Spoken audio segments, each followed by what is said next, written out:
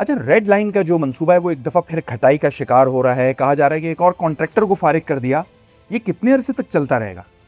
जी बिल्कुल, देखिए ये जो कराची के शहरियों के लिए जो इस वक्त अज़ाब जो बना हुआ है, यानी उनके लिए सफ़र करना एक जो है वो मुश्किल तरीन मरहला है, वही यूनिवर्सिटी रोड, जो सफूरा चौरंगी से लेकर नुमाइश चौरंगी। और अगर हम पूरा अगर बात करें इस पूरे कॉरिडोर की, तो ये मरीर हॉल से होता हुआ फिर सफूरा, सफूरा से फिर ये नीपा, और नीपा के बाद जेल चौरंगी, और से होता हुआ ये नुमाइश पर जाना है। इसको 2 फेजेस के अंदर सिंध हुकूमत ने किया था। लॉक 1 जो मलिर हॉल से लेकर सफूरा तक, और सफूरा से लेकर नुमाइश चौरंगी तक ये लॉक 2 है। लॉक 2 ही सबसे ज़्यादा मुतासिर रहा है गुज़िश्ता 4 साढ़े 4 साल के अंदर। यहाँ हादसात यहाँ हुए, 84 इंच की लाइन यहाँ फटी, सुई गैस की लाइन है यहाँ फाड़ी, मतलब यहाँ इस तबाही के जो मनाजिर हो सकते हैं ना, वो इस लॉक 2 के अंदर हमें ज़्यादा देखने में मिले। तो ताम अब ये जो है वो एशियन डेवलपमेंट बैंक की जानिब से एतराज़ात उठाए गए थे, काम सुस्त रवि का शिकार था, मेयारी काम नहीं था, उसके ऊपर जो है वो सिर्फ हुकूमत ने एक्शन लिया और उसके बाद ठेका मनसूख कर दिया गया। इनका अलादीन पार्क जो पहले बहुत मारूफ अलादीन पार्क है, वहाँ पर इनका दफ्तर भी था, उसको सील किया गया, जो सोर्सेज हमें बताती है। और इस मास कराची ट्रांस के ऊपर जो ट्रांसपोर्ट डिपार्टमेंट है वो इसको तामीर कर रहा है। इसको 2 साल में, यानी 2022 में शुरू हुआ था, 2024 में इसको ख़त्म होना था, लेकिन आज 2026 का अप्रैल चल रहा है, लेकिन उसके बावजूद भी अभी भी इसका कब बनेगा, कब होगा, किसी को कुछ नहीं पता। इसके ऊपर मीम्स बनी है, इसकी तबाही के मनाजिर आप ये देखिए कि जेडी वेंस जो आए थे नायब सदर, उसकी मीम्स बनी हुई है कि उसने कहा कि ईरान पर हमने बहुत तबाही मचा दी। तो उन्होंने कहा सर ये ईरान नहीं है, ये रेड लाइन है, यूनिवर्सिटी रोड है।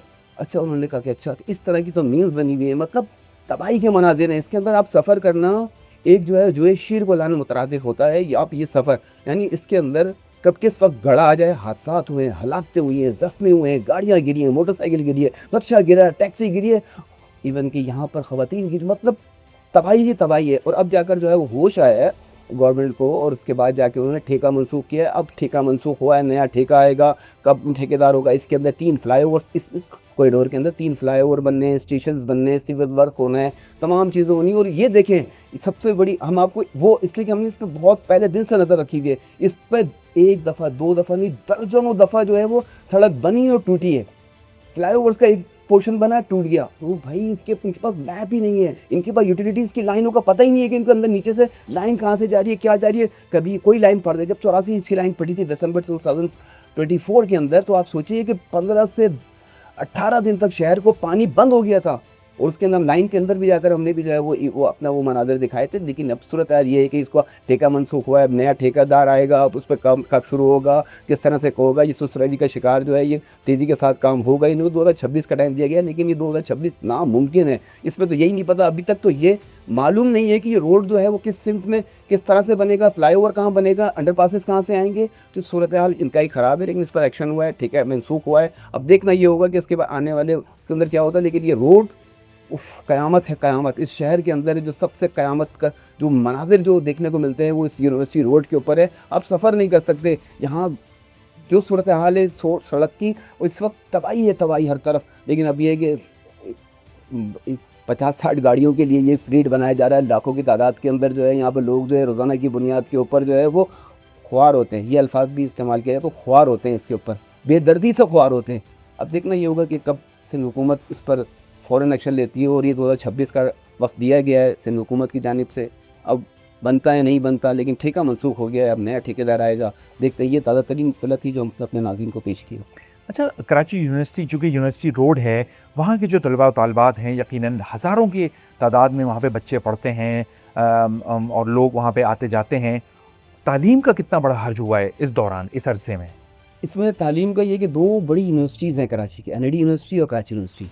कराची यूनिवर्सिटी का भी मैं आपको बताऊं कि एक बच्चा जो है वो, जो हम शुरू में जब ये इब्तिदा हुआ था 2022 के अंदर, तो वो पास आउट हो गया, वो पास आउट हो गया, मतलब उसका बैचलर मुकम्मल हो गया। और उसका जो है यूनिवर्सिटी रोड का कुछ हिस्सा भी जो है वो रोज़ाना की बुनियाद के अंदर वहाँ पे लोग जो है बच्चे जो तालीम जो के लिए जो आते हैं, वहाँ पर 2 यूनिवर्सिटीज़ हैं। इसके अलावा भी जो है वहाँ पर और भी जो है वो हॉस्पिटल्स हैं। कराची डिजीज़ सेंटर बना हुआ है वहाँ पर नीपा के ऊपर, आगे जो है वो डाओ हॉस्पिटल बना हुआ है, 2 बड़े हॉस्पिटल्स हैं। इसके अलावा दीगर हॉस्पिटल्स भी हैं।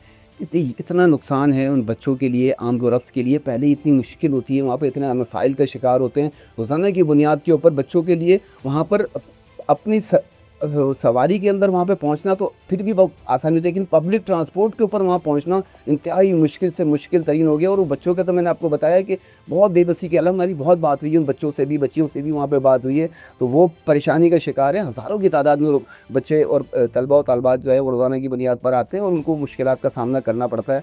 लेकिन हुकूमत ने ना वहाँ पे कोई पेडेस्ट्रियन ब्रिज बना, लेकिन उनको मालूम ही नहीं है ना, जैसे मैंने आपको बताया कि प्लान ही नहीं है उनके पास, कोई मैप ही नहीं है कि किस तरह से बनना है, किस तरह से क्या होना है। और ये भी एक बदनसीबी देखिए ना कि हमने जो ग्रीन लाइन का मंसूबा देखा वहाँ पर भी तकरीबन 24-25 किलोमीटर का था, उसमें जो है ना 2.5 किलोमीटर के हिसाब से उन्होंने कॉन्ट्रैक्ट दिए थे। यहाँ सिर्फ 24 किलोमीटर पे 2 कॉन्ट्रैक्टर हैं, तो एक कॉन्ट्रैक्टर के पास इतनी होगा 2.5 किलोमीटर का या 2-2 किलोमीटर के अगर पोर्शंस देते तो ज़्यादा मुनासिब होता। तो ये जो बच्चों की, तो आपने बताया कि जैसे कि सवाल किया कि तालीम की तो मुतासिर होती है, जब ज़ाहिर है कि आप फ्रस्ट्रेटेड होकर आप वहाँ पर क्लास में जाएंगे, वहाँ पर धक्के खाते हुए, मट्टी खाते हुए, धूल खाते हुए, वहाँ पर जब पानी की लाइन फटी थी वो भी यूनिवर्सिटी रोड के पास ही फटी थी, तो बच्चों का आने जाना फ्रस्ट्रेटेड होकर जब जब अपनी क्लास में जाएगा या अपनी उस पर तालीम हासिल करने जाएगा, तो वैसे ही इसका ज़हनी माऊफ़ होगा, तो उनके लिए बहुत मुश्किलात होंगी। तो बच्चों के लिए भी जो है उनकी तालीम के ऊपर भी जो है वो बहुत बुरा असर पड़ रहा है।